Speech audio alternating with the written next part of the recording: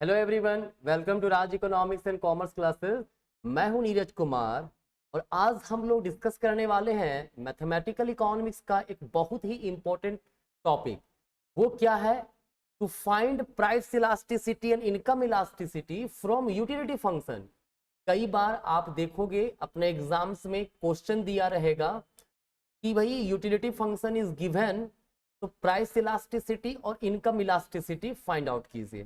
ठीक है, तो हम लोग उस चीज को आज देखने की कोशिश करेंगे, समझने की कोशिश करेंगे। ठीक है, बाकी अगर आप इंटर के मतलब ग्रेजुएशन के स्टूडेंट हैं, मास्टर्स के स्टूडेंट है इकोनॉमिक्स या कॉमर्स में, ठीक है, या फिर कॉम्पिटिटिव एग्जाम का प्रिपरेशन कर रहे हैं जैसे कि UGC net, CUET, UG PG, TGT, PGT economics commerce, ठीक है, तो आपके लिए बहुत ही बेहतरीन मौका है। हमारा मोबाइल एप्लीकेशन है, उसे आप डाउनलोड कीजिए। ठीक है, वहां से आप एक्सेस कर सकते हैं अपना एकेडमिक कोर्सेज में भी और कॉम्पिटिटिव क्लासेस में भी। क्योंकि होता क्या है ना, ग्रेजुएशन मास्टर्स के बहुत सारे स्टूडेंट देखते हैं सर यूट्यूब में बहुत जगह पे कॉम्पिटिटिव का तो क्लासेस मिल जाता है, एकेडमिक का नहीं मिल पाता है। तो उसी प्रॉब्लम को दूर करने के लिए मैं आया हूं आपके बीच, है ना। आप हमारा मोबाइल एप्लीकेशन डाउनलोड करके यूजी इकोनॉमिक्स के सारे कोर्सेज देख सकते हैं, इग्नू इकोनॉमिक्स के सारे कोर्सेज ले सकते हैं, पीजी इकोनॉमिक्स के ले सकते हैं, यूजी कॉमर्स के ले सकते हैं, आईकॉम का ले सकते हैं। ठीक है, एंड्रॉयड मोबाइल है तो आप प्ले स्टोर से डाउनलोड कर सकते हैं, राज इकोनॉमिक्स RECC, डिस्क्रिप्शन में लिंक दिया हुआ है। अगर iOS ऑपरेटिंग सिस्टम है तो आप जाइए www.recc.org.in, ये वेबसाइट पे विजिट करके आप वहां से भी कोर्सेज हमारा ले सकते हो। ठीक है, तो चलिए हम इसको आगे बढ़ते हैं, है ना। और आगे बढ़ने से पहले मैं आपको पहले ये बता दूं क्वेश्चन क्या रहता है कि यूटिलिटी फंक्शन दिया हुआ रहेगा, है ना, कहेगा प्राइस इलास्टिसिटी ऑफ डिमांड निकालिए। तो प्राइस इलास्टिसिटी ऑफ डिमांड का फॉर्मूला होता है माइनस क्या, D Q by D P into P by Q.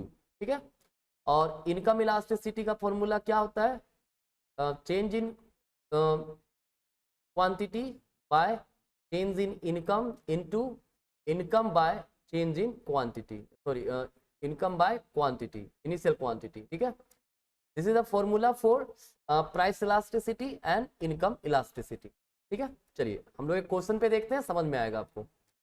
देखिए यूटिलिटी फंक्शन दिया हुआ है कितना, Q1 Q2 है। ठीक है, बजट कंस्ट्रेंट हमारे पास दिया हुआ है, लेकिन निकालना प्राइस इलास्टिसिटी और इनकम इलास्टिसिटी है।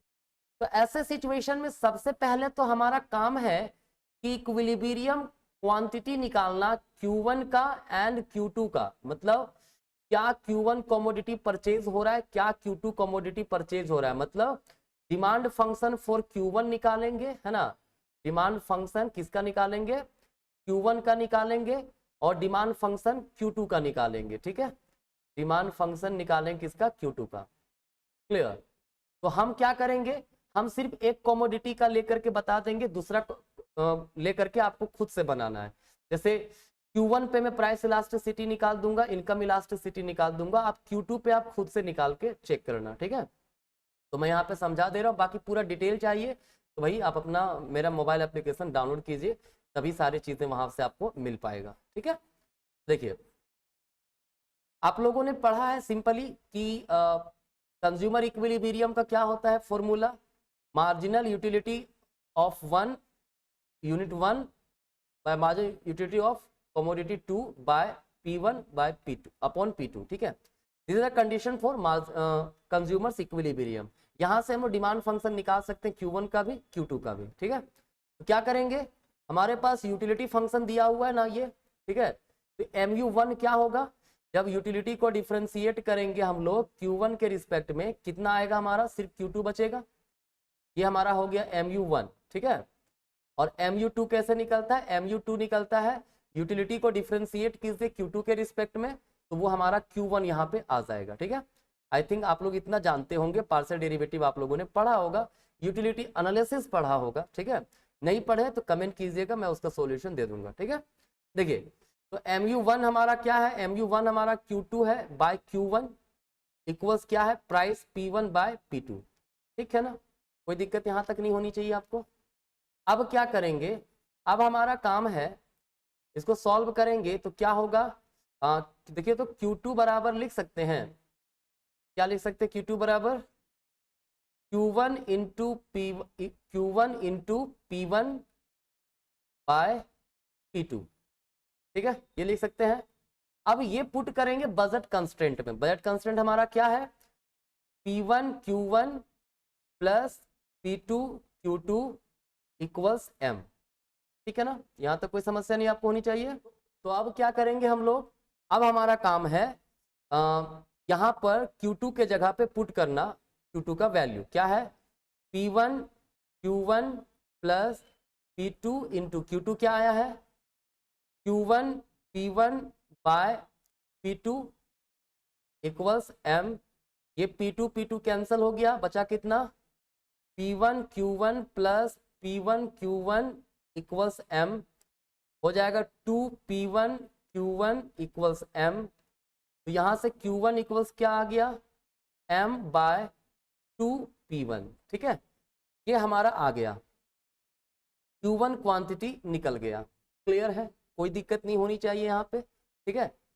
अब हम लोग क्या करेंगे, मैंने Q1 निकाल दिया, अब Q1 पे मैं प्राइस इलास्टिसिटी निकाल के दिखाता हूं और इनकम इलास्टिसिटी निकाल के दिखाता हूं, ठीक है।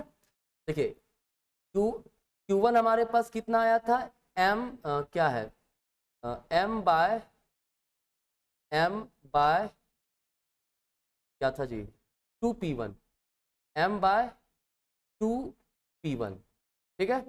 सबसे पहला काम डिफ्रेंशिएट करते हैं Q1 को किसके रिस्पेक्ट में, P1 के रिस्पेक्ट में, क्या आएगा, देखो M बाय 2 कांस्टेंट बाहर निकल जाएगा, डिफ्रेंशिएट करेंगे P1 का पावर -1 हो जाएगा विद रिस्पेक्ट टू P1, क्योंकि ये P1 को ऊपर ले गए तो पावर माइनस हो गया हमारा, ठीक है। क्या होगा अब इसके बाद, अगर सॉल्व करेंगे तो M बाय 2 इंटू -1 बाहर तो माइनस P1 का पावर -2, क्लियर, क्या आएगा, ये आएगा -M बाय 2P1 का स्क्वायर, ठीक है, ये आ गया, कोई दिक्कत नहीं। अब एक तो हमारा ये निकल गया, अब दूसरा काम करते हैं, इनकम इलास्टिसिटी भी निकालना है, तो हम लोग क्या करेंगे, उसके लिए डिफ्रेंशिएट कर देंगे Q1 को किसके रिस्पेक्ट में, M के रिस्पेक्ट में, इनकम के रिस्पेक्ट में, क्या होगा 1 बाय 2P1 अब बाहर निकल जाएगा, डिफ्रेंशिएट करेंगे सिर्फ M को किसके रिस्पेक्ट में, M के रिस्पेक्ट में होगा 1, बचेगा 1 बाय 2P1, ठीक है, मतलब इसको हमने क्या किया, M के रिस्पेक्ट में डिफ्रेंशिएट कर दिया। क्लियर है। अब देखिए प्राइस इलास्टिसिटी ऑफ डिमांड का ये फॉर्मूला है ना, क्या होगा, माइनस PQ बाय Q1 का निकाल रहे थे हम लोग, सिर्फ Q1 का निकाल रहे हैं, ठीक है, तो याद रखिए सब में Q1 लिखा जाएगा। क्लियर, तो Q1 के रिस्पेक्ट में जब हम लोग डिफ्रेंशिएट किए हैं क्या निकला, dQ1 बाय dP1, ये हमारा आया है -M बाय 2P1 का स्क्वायर, ठीक है। हम लोग याद रखिए ये क्वांटिटी 1 का निकाल रहे हैं, ठीक है, आप क्वांटिटी 2 का मतलब कमोडिटी 2 का खुद से निकालोगे, ठीक है, into P1 as it is ऊपर रहेगा, नीचे हम लोग Q1 का Q1 लिख दिए, ठीक है। क्या होगा देखिए तो ये माइनस माइनस कैंसल, ठीक है, ये हमारा P1 खत्म, ये क्या बचा, M bye 2P1 into 1 bye Q1, ठीक है। अब बताओ तो Q1 का वैल्यू कितना था, M बाय 2P1 था ना, Q1 का वैल्यू, तो उसको लिख सकते हैं हम लोग यहाँ पे M बाय 2P1 के जगह पे Q1 लिख सकते हैं, Q1 इंटू 1 बाय Q1, ठीक है, तो ये कट जाएगा, बचेगा कितना 1, ठीक है। तो प्राइस इलास्टिसिटी किसी भी कमोडिटी का जब निकालेंगे यहाँ पे, ठीक है, यूटिलिटी फंक्शन से, है ना, तो वो 1 आ जा रहा है हमारा, ठीक है। अब इनकम इलास्टिसिटी निकालते हैं।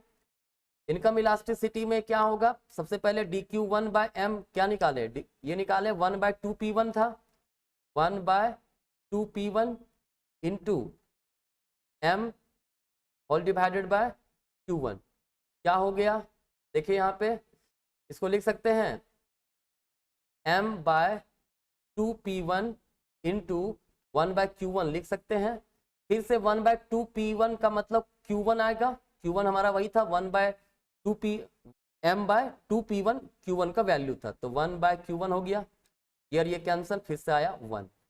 एक क्वेश्चन मैंने देखा था उसमें प्रूफ ही यही करना था कि जब यूटिलिटी फंक्शन से प्राइस इलास्टिसिटी या फिर हम लोग निकाल रहे हैं इनकम इलास्टिसिटी, तो दिखाइए कि आपका आ रहा है 1, ठीक है। तो इस क्वेश्चन में भी हमारा आ गया कितना 1, ठीक है।